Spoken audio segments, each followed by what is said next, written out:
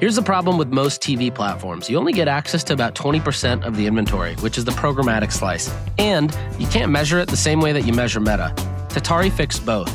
Direct publisher buys across linear and streaming, and next day attribution against CAC and ROAS, which is why 400 plus D2C brands like Manscaped, Tecovas, and Chime all run Tatari as a TV performance channel. You should see how they do it. Check out nik.co/TATARI. That's nick.co/Tatari. Welcome back to another episode of Limited Supply. I'm your host, Nick Sharma, and today we're actually going to do something fun. So last week, I went to join a very large consumer brand, one of the biggest in the world probably, on their CMO offsite. So essentially, they're a global consumer brand. They bring CMOs from all over the world of their businesses. They've got like a few sub-brands. They bring them all to New York, and their global CMO basically hosts them here. And, they have different people come in. I was one of them. There was a couple other big agency CEOs I heard of. And essentially they just kind of talk through like, what is it that is what are the problems? What are the challenges? How are different markets working through them? What are some efficiencies they're finding in one another? And so, going into this, I was a bit not nervous or anxious, but I was just like, I don't know if I have any of the chops to talk about what is going to be relevant for them, because they have a $1 billion spend budget per year. Okay, I've never managed a $1 billion spend budget myself. I think maybe the largest spend I've managed in a year might be close to 100, maybe 200 million of total spend, but $1 billion, across one holdco is pretty amazing. So, and I used to remember when I would meet with Moyes or hang with Moyes, he used to talk about how P&G's ad budgets were crazy. Like they would have multi-billion-dollar ad budgets, and for them, it was less about like where are they finding efficiencies, more so just like how do we even spend $1 billion? I have no idea how you would even spend that. But what was interesting was that this company is absolutely massive, right? So the interesting thing is like even though they spend over $1 billion on advertising, right? You hear something like that and you just assume that their marketing problems must be completely different than the marketing problems you'd experience inside a $10 million or a $50 million a year brand, right? They have more data, they have more agencies, they have more people, they have more distribution, they're global, they've got more brand awareness, they've got, more money to test with, they've got more money to outcompete you in placements or for celebrities or at events. But the truth is, like when we started talking, all the questions were pretty much the same. It was, how do we produce enough creative? Why does it take so long for us to build a landing page? How do we use creators more effectively? How do we personalize lifecycle marketing and make that more truly one-to-one? How do we measure brand work that doesn't fit cleanly into an attribution dashboard that we're using, right? And they're using the same attribution tools that we do, in addition to maybe a couple of things they build on their own. But for the most part, like when you're thinking MTA or MMM solutions, it's the same players that we talk about and see everywhere. How do you use AI without adding another layer of chaos? And the interesting thing was that like the bottlenecks were pretty much all the same, even though the budgets could be wildly different, right? So I think fundamentally, everybody is still just competing for attention. With how AI has now sort of made its way into the world of consumer brands, it's also now that the hard part of things, which we'll talk about later in this episode, but the hard things are now actually the easier things. And really one of the only variables that really matters is like how good are you at acquiring and holding attention so that whatever you're trying to do or say or sell is able to get across the board. So being in this room, definitely walking into it, I expected the conversations to be sophisticated to a level where I would feel out of place. Like I thought we were going to talk about the evolution of, for example, how catalog feeds would feed into multi-markets and how they leverage that across different channels, whatever it may be. I don't know why that was kind of like where my brain went. But then I met with some of the team and realized, beforehand that like partnerships were something that they wanted to talk through, or how to balance brand or where to lay off the pedal with performance and accelerate with brand and vice versa, or how to show up at events and how to show up and be culturally relevant. And then when I actually got to sit down with everybody, then it was like, I was like, wow, you guys have the same exact problems that everybody else has, which is essentially like, this creative supply chain, the ability to produce and test assets, whether that's pages or advertorials or angles or stories, the ability to have reliable content coming in. So again, creative supply chain, but I'm also thinking like outside of just, designers or video editors or agencies, I'm also thinking like content creators and influencers and partnerships and, showing up at a big event that caters to the same community or same audience. So, anyways, I just thought it was interesting, right? Like the room was obviously some of the smartest marketers in the world. Now the problems were still the same. So I want to talk about scale. So scale is like something everybody loves to mention and talk about, and everything is like we got to test it and then we got to scale it, right? Or we want to do this so we can get to scale. But I feel like honestly, ever since Jolie launched, I've had this perception that scale is actually can sometimes be inefficient in the sense of like, Jolie operates with like 2 or 3 or 4 people, right? Um, and there's tons of brands that we've heard of, instant hydration with Jordan, another amazing example. Very, very lean team. Willie's, the THC beverage by the Juneshine guys, extremely lean. And, it's kind of given me this new appreciation for not just like staying small and nimble, but the fact that scale doesn't need to mean you need to scale operations. Now, in this case, scale is actually kind of required because they're a multi-billion-dollar a year revenue company.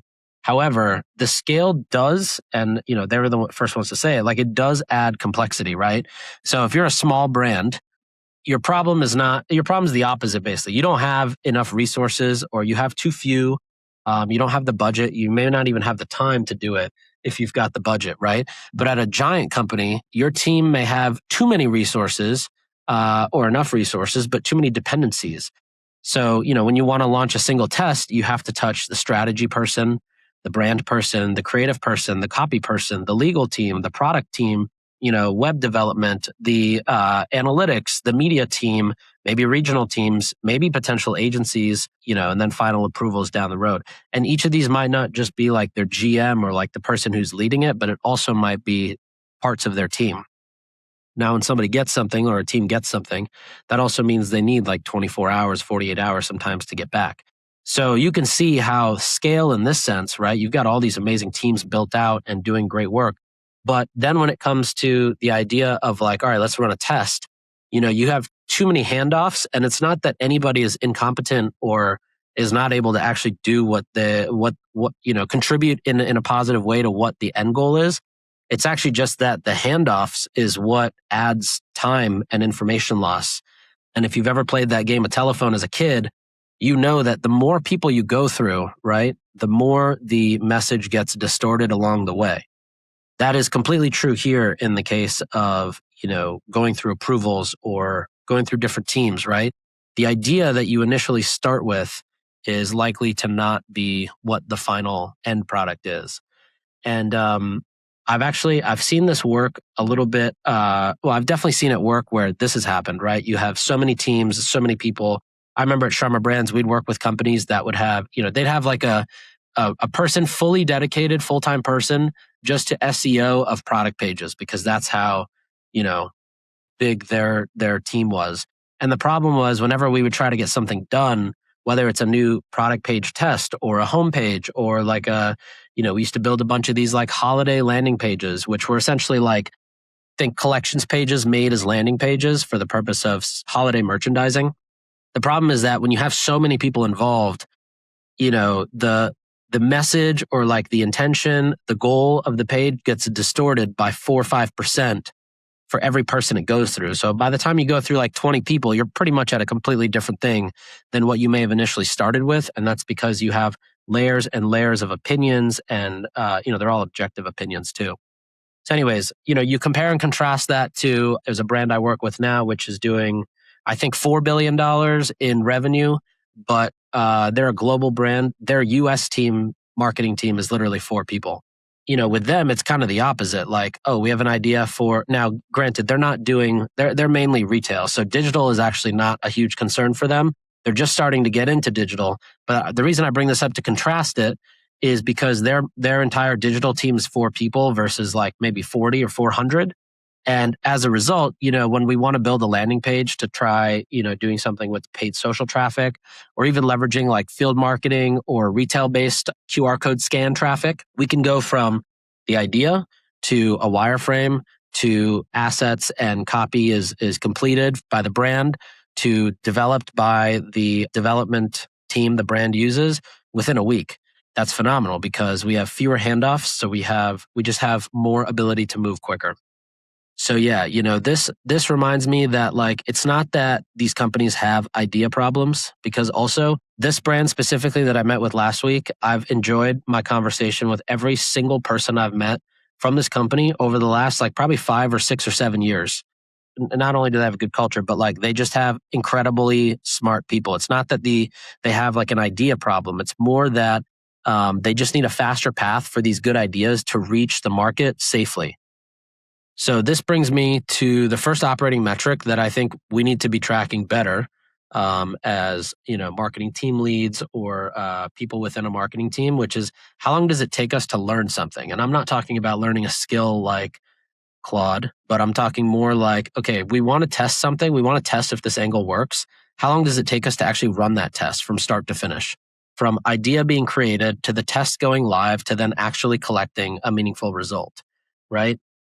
There's so many things that can go into this when you think about it. Let's just come up with an idea here. So like, let's say I'm selling gummies that help you, it's like lactate gummies, right? So gummies you eat before you have something with dairy, and it allows you to digest that dairy better. I don't take this, so I'm not sure about the science, but you get the point here. So now let's say you wanted to test this with an angle for, either like a food that is commonly seen, maybe like pizza, or vodka sauce pasta, and you want to hit a certain demographic, right? So like from coming up with the strategy behind, what is the creative we're going to use, which by the way, if you haven't checked out this little repository that I use to save all my ads, which is ads.nick.co, ads.nik.co. I usually just use that and find great inspo there because I just save all the ads I like. But you should do the same. Highly recommend it. It's so natural for us marketers to do, just screenshot or save ads we like. Anyways, going back to this, right? Like you've got the angle, you've got the product. Now it's like, okay, how long is it going to take us to actually test and understand if this worked or not? Well, you have to come up with the idea. So I guess angle and product we have, right? Now it's like the strategy of how are we going to test this? Are we going to use static ads? Are we going to go film a UGC? Static is probably the easiest, right? So if we're thinking speed, so create a static ad, start running it, get it live, understand the metrics that are showing signs of promise, whether it's click through, whether it's actually showing immediate signals of purchase. And then, okay, if that's working well, let's validate it even further, right? Let's make a landing page entirely behind pizza, pasta, and butter chicken, for example. Again, I'm just making this up. Now, how long does it take to do that, right? Because now you got to build a landing page. You have to think through offers and price points and bundles, headlines, audiences, use cases, objections, the formats, the product positioning, any like campaign specific messaging. So this whole thing would take forever. The way I've been seeing brands use it now, and the way that I've actually been starting to build pages myself, which is crazy to say because just 2 years ago, we had Hooks, which was a landing page agency with like 40, 50 people trying to pump out pages at the speed of 2 weeks per page, right? I think our actual speed was something like 4 weeks per page, which is why that model just couldn't work. But now the question is, well, can we spend 2 hours and develop the landing page? Like, does this angle deserve the 2 hours? Not does it require, 3 weeks? So now you take that, right? The ability to get to this 2 hours point, and you couple it with the idea of a scaled company. You can see where even still that the opportunity is there to develop a page in 2 hours, why it still might take 3 weeks. And that was essentially something we talked about a lot, which is just like, how do you get faster and better and more efficient? And some of the things we talked about there were, just better sharing of learnings, better updates to, internal systems around the company, which they already do a pretty good job. They've got their own kind of systems around updating skills and markdown files and all of those things. Very similar to what HQ does. If you've seen HQ, or I think it's getindigo.ai is their site. But HQ basically it's kind of like how Dropbox syncs across your whole company. Think Dropbox sync, but for all the skills, markdown files, memory that AI can leverage within your company for all your team members, which is pretty sick. Anyways, back to this, the idea that you can now do this in 2 hours using Framer, right? If you've seen some of the biggest performance brands right now, they essentially use Framer to build their websites. And the way that they do this is you got to just basically have a design system built out and ready to go for your agent that's building this to reference. Me personally, I use either Claude Code or I use Hermes. Lately, I've been using Hermes, where I just created like a AI character that is my editorial director, or blogger rather. And like this Framer site that I've built so far is basically her website. And so I will essentially use her to build out and design the site. We built out a brand book, a style guide.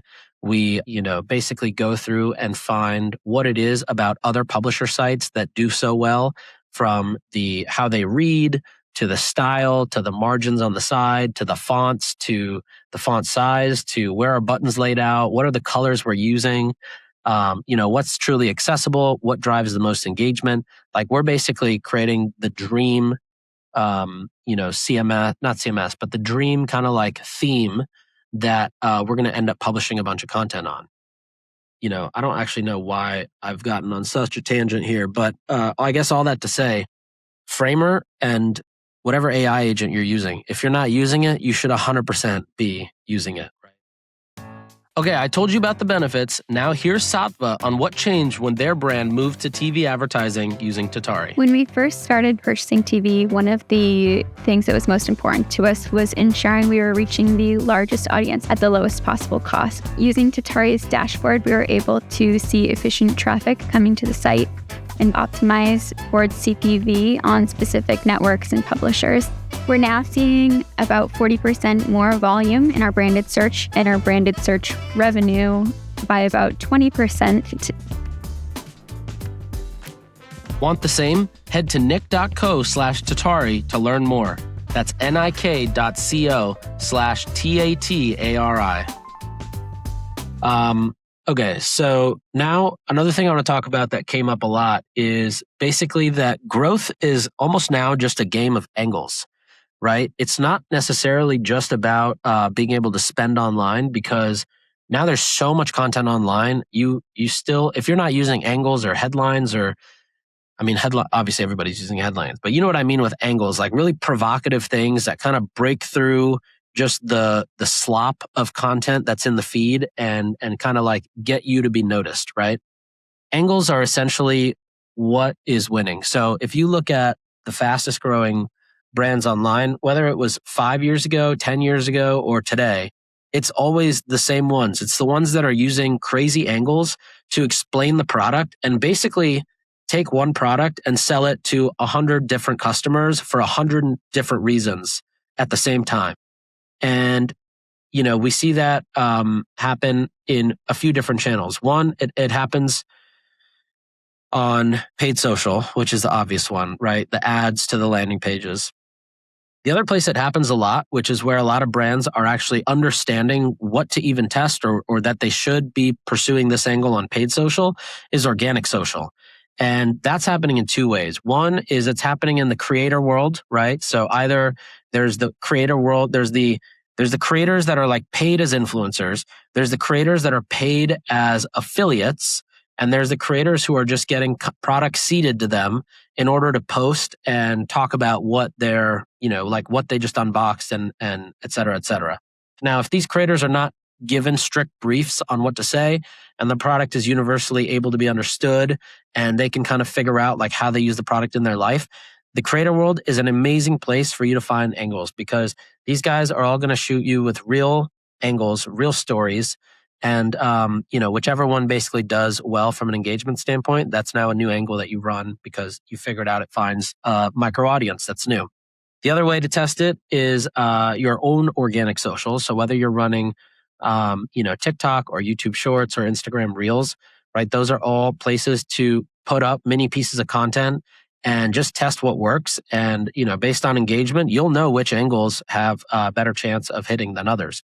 Obviously, this piece, right, being able to actually throw up content also requires that if you're going to be able to test that your angles are legit, you have to also be good at putting out content. Because if you have good angles but horrible content, it's going to give you a bad read on what you're trying to see.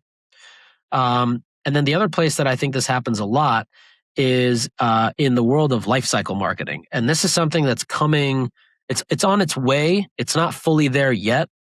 We've definitely talked about companies that exist where you can basically, do insanely personalized email one-to-one based on website behavior, website triggers, what, a third-party company might have in their database about you. We've also talked about things like outer signal, where you can literally see who is actually coming to your site. And maybe even based on that, you figure out more angles or more reasons of why you would sell the product. There was even just another company this morning. I think it was Hexclad. They're creating either a new product or bundle or launching something, or maybe it was even just launching a test, but it was based on outer signal data, just understanding the personas and the cohorts that are coming in, which I think is sweet. And, more people are going to do that. But anyways, organic social, creators, paid social, obviously. Advertorials, if you're not already doing that, advertorials and listicles are now as easy to set up and test with angles as static ads because of things like Framer or Manus, right? And then lifecycle.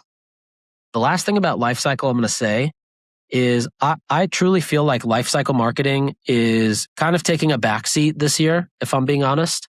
I think everybody's trying to understand and figure out what is the acquisition, what is the crack around acquisition, which generally is always the thing that is prioritized. But people are obsessed with acquisition this year and not as much with retention or lifecycle marketing or building out LTV or reducing churn or increasing subscription. And my hunch is that based on what is happening with AI and where things are headed and what is going to be possible with API keys and MCPs and, players like Postscript trying to get into the world of email now, retention is going to be, especially like personalized retention and personalized lifecycle marketing and personalized email campaigns are all going to be a legit thing because you're going to be able to create, almost like writers, agentic writers for different personas or for different reasons and write a ton of emails at once and send them out. And you can have the Black Friday campaign go out to, 400,000 people on your list, but maybe there's actually like 5,000 different variants of that Black Friday email that go out based on what people will click and their shopping patterns and who they are and the persona data that you have from outer signal. So, all that to say that's just, again, I keep going on these tangents, but all that to say that this idea of angles is not going anywhere. Okay. I've been talking about angles for years now, and it's still the number 1 or 2 or 3 thing that everybody needs to talk about or think about or focus on, because the angles is how you get to the point where your stuff starts to grow. And, that too specifically where, like if you just look at IM8 or Groons or any of these other ones, Instant Hydration, Absorption Company, any of these companies that are ripping online, it's all just because they're testing, 50 to 250 angles per month. And out of that, maybe 10 to 15 of them end up with landing pages. And out of that, maybe 5 or 6 are ones that really become, they move over to their like evergreen campaigns as, all right, this is working. We're going to keep this running, et cetera, et cetera. Okay. Now, if you feel like you can't name what angles you're testing, you've got a problem that you probably need to solve or just rethink what you're doing. Because the problem is when you're not deliberately testing angles or intentionally trying to see, okay, does this creative, which maps to this angle, is this hitting it? And is this doing what it's supposed to do? The problem is you're just spraying and praying, and you're kind of playing this old game of Facebook ads, which is just put a bunch of shit into the account, let it run and see what happens. Whereas today, I think you need to be a lot more deliberate with the angle or the intention behind that ad. Who are you trying to hit? What are you trying to make them feel? And have multiple variations of that, right? It's not just one ad with 100 different variations. All right, now we're running up on time here. So the last thing I want to talk about for today's episode, and I think what I'll do is just continue this into next week, is the creative supply chain. So, before it was all about like the creative calendar or the promotional calendar, right? You had a couple of shoots a year, maybe that was like standard. I'd say probably once a quarter, once every 6 months. Either of those were like what you would normally do. It would either be with like a studio, like Wonderkind in Austin, or it's with a freelance photographer, maybe, or it's with like a Suna. And now maybe, you're using Kive and Higgsfield to generate some more assets that look real, but they're made with AI. And the truth is, this is now like creative is now it's not just a team, right? It's not just like a function. It is now probably 80% of the operation. So your creative supply chain probably has a ton of inputs. You've got internal designers, internal editors, you've got static ad production, you've got customer UGC, you've got seeded content creators, you've got paid creators, you've got affiliate partners, you've got whitelisted content, you've got celebrity partnerships, you've got maybe founder content if you're doing that. You've got expert content. So think like, a nurse or a nutritionist talking about a wellness brand. You've got these, if you're using AI, you've got different AI formats like hand-drawn things or lo-fi formats that are easy to replicate when you find a format that works. You've got reviews that customers leave. You've got support questions that customers leave. You've got search queries from your website that, if you've got long tail search queries, either from your site or AEO, you can turn that into this. You've got Reddit and community language. You've got existing assets that if you still have the rights to can be recut. You've got hopefully retail placements or event content. And then you've got, of course, like the organic social things that win. Now, the full chain and kind of the way that I like to think about it is basically first you source ideas. So, using reviews or comments or customer service inquiries or what creators are talking about, which I've mentioned Sephora does a phenomenal job of this, where they ask, they sit down with their creators every quarter, I think, or every 6 months and basically ask them, what are your people asking you? So creators as a sourcing idea, the search, the competitor gap, support tickets, right? Then you turn these into briefs or potential angles you can test, right? So you think about the audience, you think about the angle, the hook, what's the proof behind it? What kind of format is this creative or visual going to be? And what's your CTA? Then you have to produce the assets. So you've got this is kind of the supply chain, right? You've got internal people you can use, maybe internal designers or editors. Then you've got creators who are external. So these are people who maybe have a following, maybe they don't, maybe they're just really good at creating content. They do that on a retainer. You've got agencies, maybe. You've got actual customers who are sending you content. And then you've got your AI world of things, which this might have 5 or 6 or 7 or 8 different formats of content in itself.